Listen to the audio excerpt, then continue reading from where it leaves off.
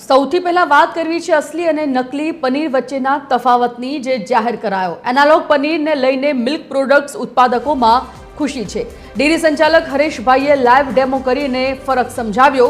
કહ્યું કે પનીર અસલી અને નકલી કયું છે તેની સરળ રીતે જાણકારી અને માહિતી આપી। દેખાવ, ટેક્સચર અને ગુણવત્તાના આધારે ઓળખવાની તેમને માહિતી અને રીત बतावी। खरीदी पहला पनीरनी गुणवत्ता चकासवानी सलाह आपी। ग्राहकोने छेतरपिंडीथी बचवा अपील करी। डेरी संचालकनो दावो, थोड़ा टेस्टथी ओळखी शकाय छे असली पनीर।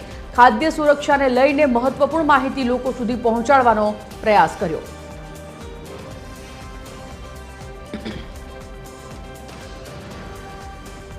तो हाल तो असली अने नकली पनीर वच्चेनो तफावत डेरी संचालके समझाव्यो छे।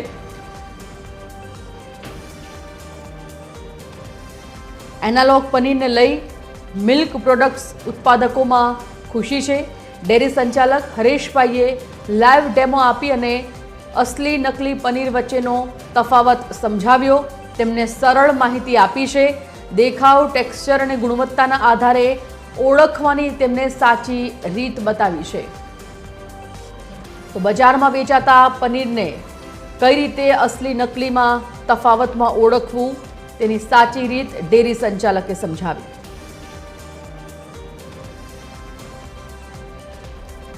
आ मुद्दा पर संवाददाता आयुषी याज्ञिक लाइव जोड़ाई गया है। आयुषी, अत्यारे पनीर असली नकली ने लईने घणी बधी चर्चाओ, घणा मार्केट्स में अत्यारे एनालॉग पनीर पर प्रतिबंधना पण समाचार। एवामां असली अने नकली पनीर कयुं तेना लईने दरेक लोको गूंचवणमां होय छे, मूंझवणमां होय छे। जे संचालक छे तेमणे पण समझाव्युं के आ बंने पनीर वच्चेनो तफावत केवो होवो जोईए, कई रीते आपणे पारखी शकीए के असली नकली वच्चेनो तफावत। शुं विगत अने शुं कहेवुं छे संचालकनुं?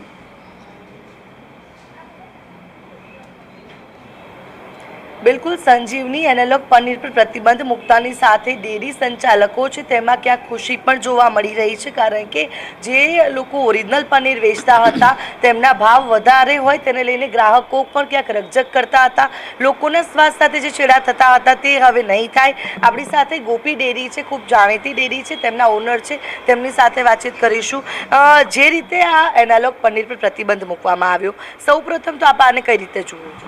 હું ગુજરાત સરકારનો અને આપણા માનનીય મુખ્યમંત્રી શ્રી ભૂપેન્દ્રભાઈ પટેલ અને આરોગ્ય મંત્રી શ્રી પ્રફુલભાઈ પાનસેરા સાહેબનો ખૂબ ખૂબ આભાર માનું છું કે તેમને જે એનાલોગ પનીર હતું એને બંધ કરીને જે ઓરિજિનલ દૂધમાંથી જે પનીર બનાવવામાં આવે છે એના માટે એમને ભાર મૂક્યો અને જે આપણા ગ્રાહકો છે એમને ઓરિજિનલ પનીર દૂધમાંથી બનાવેલું ખાવા મળે એ બદલ હું મારા જે અમારા જે સરકાર છે ભારત સરકારનો એમનો ખૂબ ખૂબ આભાર માનું છું। ખાસ કરીને સરળ ભાષામાં કોઈને સરળ રીતે પારખવું હોય કે આ ઓરિજિનલ પનીર છે કે પછી ડુપ્લિકેટ છે તો કઈ રીતે પારખી શકો? બેન, આમાં છે ને કે જે ઓરિજિનલ પનીર હોય છે એ દૂધમાંથી જ બનતું હોય છે, ખાલી દૂધ જ હોય છે। અને જે એનાલોગ પનીર હોય છે એની અંદર પામ ઓઇલ હોય છે, વનસ્પતિ ફેટ હોય છે અને સોયાબીનનું પ્રોટીન હોય છે, એમાંથી બનતું હોય છે। એટલે જે પનીર હોય છે કે એને પંચ કરો તો એ રબરની જેમ દબાતું હોય છે। આપની પાસે ઓરિજિનલ પનીર છે, આપ કઈ રીતે હોય છે ઓરિજિનલનો કઈ કેવું પનીર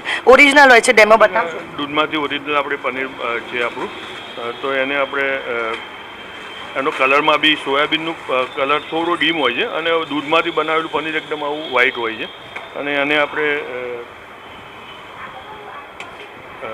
આપણે પીસ કરીએ તો એ પીસ એકદમ આપણને કાપ્યા પછી બી અંદરથી બી તમારો જો કલર જુઓ તો દરેક પીસનો કલર સેમ હોય છે।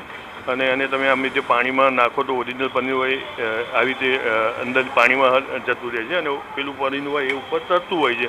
અને એને આવી રીતે દબાવો તમે તો દબાવવાથી બી તમને ખ્યાલ આવી જાય। એને તોડો તો તમે જો આ દાણાવાળું એકદમ પનીર હોય છે એ દૂધનું જે છૂટું પડેલું મિશ્રણ છે એનાથી આપણે ખ્યાલ આવી જાય કે તમે ખાઓ તો બી ખાવાથી બી તમને ખ્યાલ આવી જાય કે એકદમ દૂધ જેવો સ્વાદ આવે છે અને પહેલાંમાં થોડો કંઈક ડિફરન્ટ સ્વાદ આવતો હોય છે।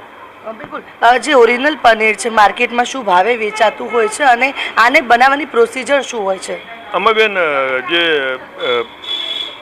દૂધ હોય છે દૂધને અમુક ડિગ્રી સુધી ગરમ કરવામાં આવે છે અને એની અંદર લીંબુના ફૂલ કે જે સરકાર માન્ય જે હોય છે કેમિકલ એનાથી એને ફાડવામાં આવે છે।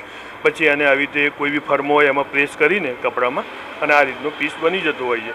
અને પેલામાં તો ગરમ પાણીની અંદર એ લોકો આવી રીતે પામોલીન ઓઇલ અને વનસ્પતિ ઘી અને સોયાબીનનું પ્રોટીન નાખતા હોય છે, એ રીતે બનાવતા હોય છે. એટલે કે એમાં સ્વાદમાં બી તમે ધ્યાનથી જુઓ તો તમને ખ્યાલ આવી જશે. અને આવું પનીર બજારમાં 200-250થી લઈને 300ની અંદર સુધી વેચાતું હોય છે, પણ ઓરિજિનલ પનીર જે છે એ 400થી 500ની વચ્ચે વેચાતું હોય છે. બિલકુલ, એટલે કે અત્યારે હાલ જોઈ શકાય છે કે આ એક ઓરિજિનલ પનીર છે. પનીરની ખાસિયત એ છે કે એને જ્યારે આ પ્રકારે પીસ કરવામાં આવે છે અને ત્યારબાદ જે આખું એનું ટેક્સચર હોય છે તે ટેક્સચર જ ખૂબ અલગ બતાવે છે કે કઈ આ પનીરની કેટલું ગુણવત્તા શું છે. આ જે પનીર છે બિલકુલ એકદમ સ્પંજ ટાઈપ હોય છે, સોફ્ટ હોય છે અને જ્યારે આને સ્મેલ કરવામાં આવે તો બિલકુલ પ્યોર મિલ્કની સ્મેલ આની અંદર આવે છે. જ્યારે એનાલોગ પનીરની અંદર પામ ઓઇલની અથવા તો કોઈ પણ અલગ ફ્રેગ્રન્સ આવે છે. અને આ પનીરને જ્યારે આ પ્રકારે પાણીમાં નાખો તો તે દૂધ હોવાથી તરત જ પાણીમાં તે જતું રહે છે. અને બીજી તરફ જ્યારે આ જ પનીરને તમે આ પ્રકારે તોડો છો તો તરત જ તેની અંદર જે આ દૂધ છે, દૂધમાંથી બનાવટ છે તે સ્પષ્ટપણે જોવા મળતી હોય છે. એટલે કે આ પ્રકારે ઓરિજિનલ પનીરને તમે ઘરે લાવો તો સ્મેલ કરીને અથવા તો ટેસ્ટ કરીને આ પ્રકારે જે પારખી શકો છો.